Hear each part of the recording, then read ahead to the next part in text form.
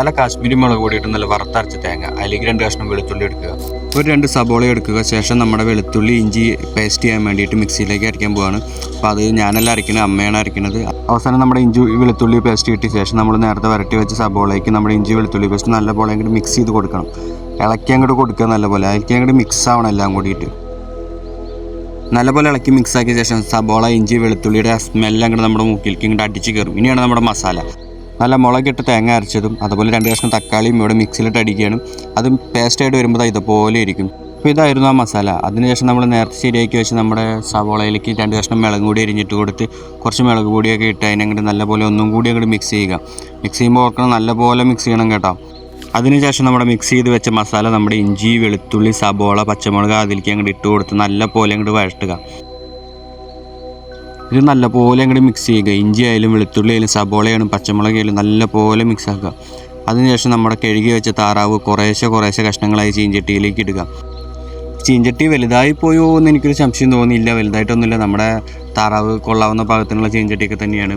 അപ്പോൾ നമ്മൾ നമ്മുടെ കഴുകി വെച്ച താറാവ് നമ്മുടെ മിക്സ് ചെയ്ത മസാലയ്ക്ക് വെക്കുകയാണ്. ഇതൊന്നും വെക്കണത് ഞാനല്ല കേട്ടോ, എൻ്റെ അമ്മയാണ് വെക്കുന്നത്. ഞാൻ വെറുതെ വീഡിയോ എടുക്കണമെന്നുള്ളൂ.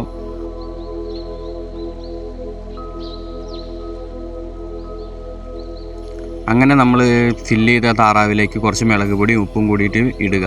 അതെന്തിനാണ് ഞാൻ പറഞ്ഞതിൻ്റെ ആവശ്യമില്ല, എല്ലാവർക്കും അറിയുന്നതല്ലേ. അതിനെല്ലാം കഴിഞ്ഞ് നമ്മുടെ മസാലയുമായി നമ്മുടെ താറാവിനെ അങ്ങോട്ട് നല്ല പോലെ അങ്ങോട്ട് ഇളക്കി അങ്ങോട്ട് പിടിപ്പിക്കുക. ഇളക്കുക എന്ന് പറഞ്ഞാൽ നിങ്ങൾക്ക് എത്ര ഇളക്കാൻ പറ്റുമോ ആ മസാലയുടെ കളർ ആ താറാവിലേക്ക് അങ്ങോട്ട് ശരിക്കും അങ്ങോട്ട് ചേർന്ന് പിടിക്കണം. ഭൂരിഭാഗം ആൾക്കാർ മസാല ഉണ്ടാക്കി കൈകൊണ്ട് തേച്ച് പിടിപ്പിക്കുകയാണ് ചെയ്യുക ഇറച്ചിയുടെ മേലെ. ഇവിടെ നേരെ തിരിച്ചായിപ്പോയി. എന്നാലും ഇതിങ്ങനെയാണ് ചെയ്യാമെന്നാണ് അമ്മ പറഞ്ഞത്. അപ്പോൾ നല്ലപോലെ ഇളക്കി അങ്ങോട്ട് മിക്സ് ചെയ്ത് അങ്ങോട്ട് എടുക്കുക. ആ പച്ചമുളകും സവാളയും എല്ലാം കളറും കൂടി മിക്സ് ചെയ്ത് നമ്മുടെ താറാവിൻ്റെ മേത്ത് അങ്ങോട്ട് ഇരിക്കണം, എന്നാലേ അതങ്ങോട്ട് ആ ടേസ്റ്റിൽ കിട്ടൂ.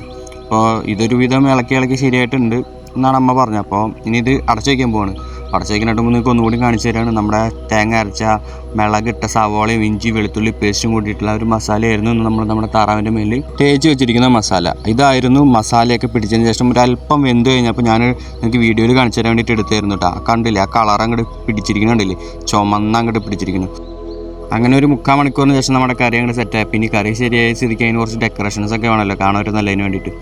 പിന്നെ ഫുഡ് കഴിക്കാനുള്ള പരിപാടിയാണ്. നേരെ നമ്മുടെ കറി എടുത്ത് നേരെ മേശപ്പുറത്ത് കൊണ്ട് വെച്ച് എന്താ കറിയുടെ കളറില്ല മല്ലിയിലേക്ക് ഇട്ട് അങ്ങോട്ട് ശരിയായി. അപ്പോൾ കുറച്ച് ബിരിയാണിയും വെച്ചിട്ടുണ്ടായിരുന്നു, കുറച്ച് സലാഡും കുറച്ച് താറാവ് കറി എടുത്ത് നേരെ ഞാൻ ഇനി എൻ്റെ പരിപാടിയിലേക്ക് കിടക്കട്ടെ. അപ്പോൾ ഇനി വീണ്ടും ഒരു അടുത്ത വീഡിയോ ആയിട്ട് കാണാം. അപ്പോൾ ബിരിയാണിയും താറാവ് കറിയും എല്ലാവർക്കും ഇഷ്ടപ്പെട്ടു എന്ന് വിചാരിക്കുന്നു.